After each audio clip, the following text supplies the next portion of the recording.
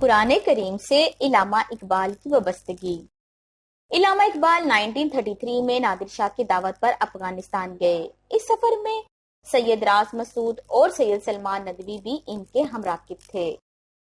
Motor car کے ذریعے پشاور جلال آباد کے راستے کابل پہنچے تھے، مگر واپسی پر غزنین، قندھار اور چمن کوئٹہ کا راستہ اختیار کیا۔ پورے سفر کی روداد سیر افغانستان کے نام سے سید سلمان ندوی نے قلم بند کی تھی۔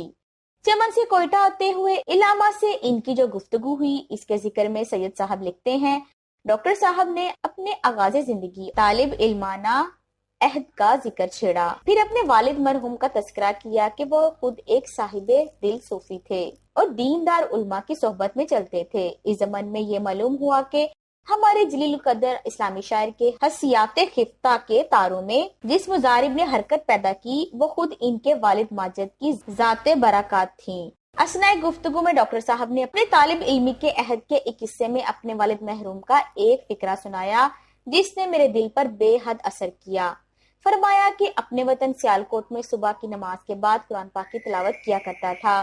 خیال رہے کہ مسلم گھرانوں میں صدیوں سے علی صبح تلاوت قرآن کی روایت چلی آ رہی ہے۔ علامہ کے زمانے تک یہ روایات باقی تھیں اور اب بھی بعض گھرانوں میں موجود ہیں۔ چنانچہ اپنے لڑکپن میں اقبال نماز فجر کے بعد معمولاً تلاوت کیا کرتے تھے۔ ایک صبح کو میں دستور تلاوت میں مصروف تھا کہ والد محترم ادھر آئے اور دریافت کیا کہ کیا کرتے ہو؟ ڈاکٹر صاحب نے کہا، آپ جانتے ہیں کہ میں اس وقت تلاوت کرتا ہوں۔ فرمایا، جب تک تم یہ نہ سمجھو کہ قرآن تمہارے قلب پر بھی اسی طرح اترا ہے جیسے محمد صلی اللہ علیہ وسلم کے قلب اقدس پر نازل ہوا تھا، تلاوت کا مزہ نہیں۔ علامہ اقبال نے بہت بعد میں اپنے شعر میں اس واقعے کی طرف اشارہ کیا، تیرے ضمیر پر جب تک نہ ہو نزول کتاب، گرا کشا ہے نہ رازی نہ صاحب کشاف، بال جبریل۔ اقبال نے والد کی نصیحت پلے باندھ لی اور قرآن حکیم کے ساتھ ایسی وابستگی پیدا کر لی۔ بقول سید مود ودی، دنیا نے دیکھا کہ وہ قرآن حکیم میں گم ہو چکا ہے اور قرآن سے الگ اس کا کوئی فکری وجود باقی نہ رہا۔ اقبال کی انقلاب انگیز شاعری اور ان کے افکار و تصورات اس پر گواہی دے رہے ہیں کہ اقبال اول عمر سے ہی تلاوت قرآن پاک کے عادی تھے۔ تلاوت بہت خوش الحانی سے کرتے، کبھی کبھی وہ رات کو اپنے دوست مرزا جلال الدین کے ہاں بھی ٹھہرا کرتے۔ مرزا صاحب ان ایام کا ذکر کرتے ہوئے بتاتے ہیں کہ ڈاکٹر صاحب جب رات میرے پاس گزارتے تو صبح صبح اٹھ کر نماز پڑھتے اور اس کے بعد بڑی خوش الحانی سے دیر تک قرآن کریم کی تلاوت کرتے۔ ان کی تلاوت سن کر بڑا لطف آتا اور ایک کیفیت طاری ہو جاتی تھی۔ پھر چائے پی کر وہ اپنے دفتر یا گھر چلے جایا کرتے تھے۔ اقبال کا خادم خاص علی بخش تقریباً 35 برس تک اقبال کہ شب روز اور سفر و حضر کا رفیق رہا۔ اس کی روایت ہے کہ صبح کی نماز اور قرآن خوانی مدت سے ان کا معمول تھا۔ قرآن بلند آواز سے پڑھتے تھے، آواز ایسی شیریں تھی کہ ان کی زبان سے قرآن سن کر پتھروں کے دل پانی ہو جاتے تھے۔ بیماری کے زمانے میں قرآن پڑھنا چھوٹ گیا اور عمر بھر کا معمول باقی نہ رہا۔ اس بات کا انہیں شدید قلق تھا۔ جب خود تلاوت نہ کر سکتے تو کوشش ہوتی کہ کسی اچھے قاری کی تلاوت سنیں۔ ڈورس احمد بتاتی ہے کہ ایک روز ایک عربی علامہ سے ملنے آیا۔ اس موقع پر ڈاکٹر صاحب نے مجھے کہا کہ بچوں کو میرے پاس لے آئیے، عرب مہمان ابھی قرآن پاک کی تلاوت کریں گے، اگر آپ بھی تلاوت سننا پسند کریں تو سامعین میں شامل ہو سکتی ہیں۔ ڈورس احمد کہتی ہیں، عرب مہمان نہایت خوش الحان تھے۔ جب تک وہ آیت مقدسہ کی تلاوت کرتے رہے، ڈاکٹر صاحب برابر روتے رہے۔ اگرچہ میں آیت کا مفہوم سمجھنے سے قاصر تھی، لیکن قاری صاحب کے حسن قرات نے جو سما باندھ دیا، میں اس سے بہت متاثر ہوئی۔ بچے مسحور تھے اور ڈاکٹر صاحب تو وجد میں تھے۔ اقبال کو ترجمان القرآن بھی کہا جاتا ہے اور یہ ایسا کچھ کہنا غلط بھی نہیں۔ علی بخش کا بیان ہے کہ جب شعر کہتے ہوتے تو بیاس اور قلمدان کے ساتھ قرآن حکیم کو بھی منگواتے۔ اس طرح عمر بھر وہ قرآن کی تعلیمات و افکار کو اپنی شاعری میں سمو کر پیش کرنے کی صحیح کرتے رہتے۔ ان کی یہ کاوش ارادی اور شعوری تھی۔ رموز بے خودی کے آخر میں تو بہت کھل کر نبی کریم صلی اللہ علیہ وسلم کے حضور عرض کیا کہ اگر میرے اشعار میں قرآن حکیم کے مطالب کے علاوہ یا خلاف قرآن کوئی بات ہے تو آپ دنیا کو میرے کانٹے سے پاک کر دیجئے اور قیامت کے دن مجھے بوسا پاس سے محروم کر کے خوار و رسوا کیجئے۔ پھر کہا حقیقت حال تو یہ ہے کہ میں نے اپنی شاعری میں قرآن پاک کے موتی پروئے ہیں۔ اقبال کا یہ دعویٰ ہے کہ میں نے سراسر قرآن حکیم کی ترجمانی کی ہے، قرآن حکیم پر پورے شعور کے ساتھ ان کے ایک گہرے ایمان و ایقان کا نتیجہ ہے۔ ایک bar F C college Lahore کے پرنسپل لوکس نے ان سے پوچھا، تمہارے پیغمبر صلی اللہ علیہ وسلم پر قرآن کا مفہوم نازل ہوا تھا اور انہوں نے اسے عربی میں منتقل کر لیا، یا یہ قرآن پاک کی موجودہ عبارت ہی ہو بہو اتری تھی؟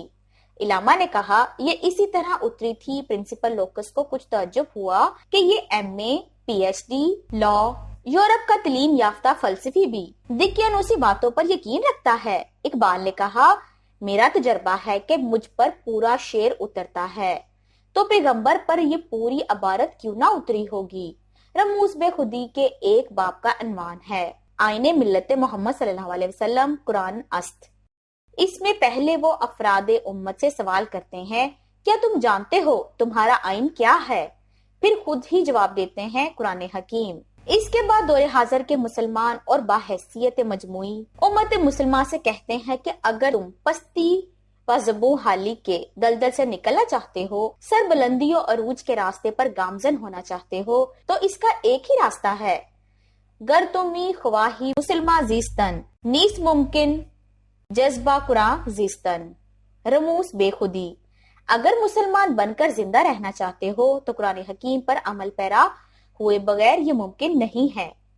جوید نامہ میں کہتے ہیں کہ اگر دل کی بات پوچھتے ہو تو قرآن حکیم عام کتابوں کی طرح فقط ایک کتاب نہیں، کچھ اور ہی چیز ہے۔ جب اس کا اثر جان کے اندر داخل ہوتا ہے تو وہ جان بدل جاتی ہے، اس میں انقلاب آ جاتا ہے، اور جان بدل جائے تو جہان بدل جاتا ہے۔ جوید نامہ میں وہ پیغام افغانی با ملت روسیہ کے زیر عنوان قرآن حکیم کے ذکر سے بات کا آغاز کرتے ہیں۔ منزل مقصود قرآن دیگر است، رسم و آئین مسلمہ دیگر است۔ قرآن پاک کی منزل اور اس کا مقصود اور ہے، مگر آج کل کے مسلمان کے طور طریقے اور اصول حیات مختلف ہیں۔ پھر فرماتے ہیں، یہ مسلمان قرآن سے فائدہ نہیں اٹھاتا، حالانکہ اسے معلوم ہونا چاہیے کہ قرآن نے فکر کا جو تصور دیا ہے وہ فکر ہی اصل شہنشاہی ہے۔ قرآن پاک ظالم آقاؤں کے لیے تو موت کا پیغام ہے اور بے سر و سما انسانوں کا دستگیر اور بہت بڑا سہارا۔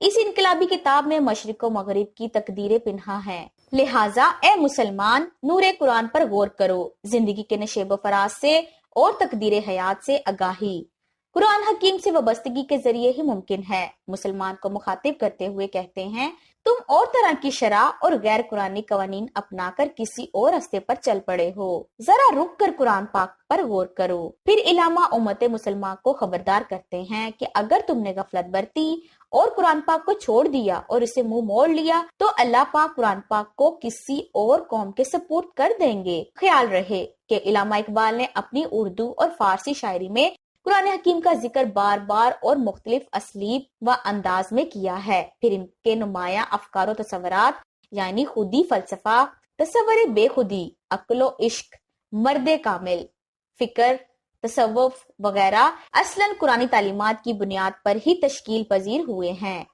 شعر اقبال کے سینکڑوں مضامین براہ راست قرآن حکیم سے اخذ کیے گئے ہیں۔ اردو کلام میں ایک جگہ کہتے ہیں، قرآن میں ہوتا زن اے مرد مسلمہ، اللہ کرے تجھ کو عطا جدت کردار۔ قرآن حکیم سے علامہ اقبال کی وابستگی اور رجوع القرآن کی تلقین خالی خولی شاعرانہ بات نہ تھی۔ اقبال حت الوسع خود بھی قرآن حکیم کو راہ نمائے حیات بنانے کی سعی و کاوش کرتے رہتے۔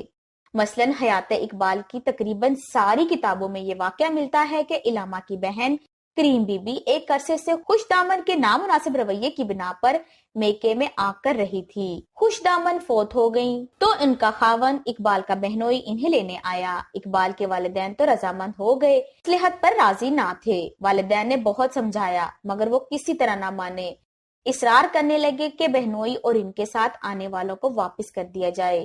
اب شیخ نور محمد نے اپنے مخصوص دھیمے لہجے میں اقبال سے کہا، بیٹے اللہ پاک نے قرآن پاک میں فرمایا ہے والصلاح خیر۔ یہ سننا تھا کہ اقبال خاموش ہو گئے، چہرے کا رنگ متغیر ہو گیا، جیسے کسی نے سلگتی آگ پر برف کی سل رکھ دی ہو۔ کچھ توقف کے بعد والد نے پوچھا، اب کیا کیا جائے؟ اقبال نے کہا وہی جو قرآن کہتا ہے۔ چنانچہ مصلحت ہو گئی اور بہن کو رخصت کر دیا۔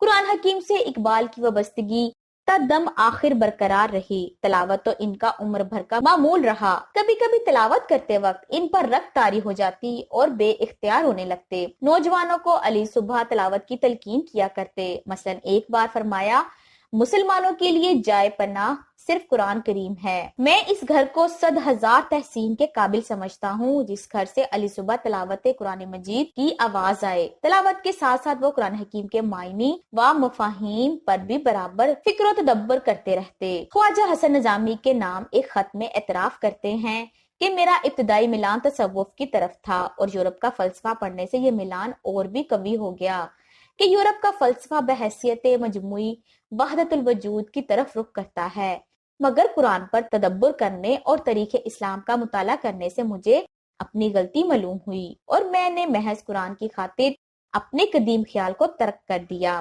قرآن حکیم کی تفہیم و تعبیر پر کچھ لکھنا بھی چاہتے تھے، مگر خرابی صحت نے انہیں اس کا موقع نہیں دیا۔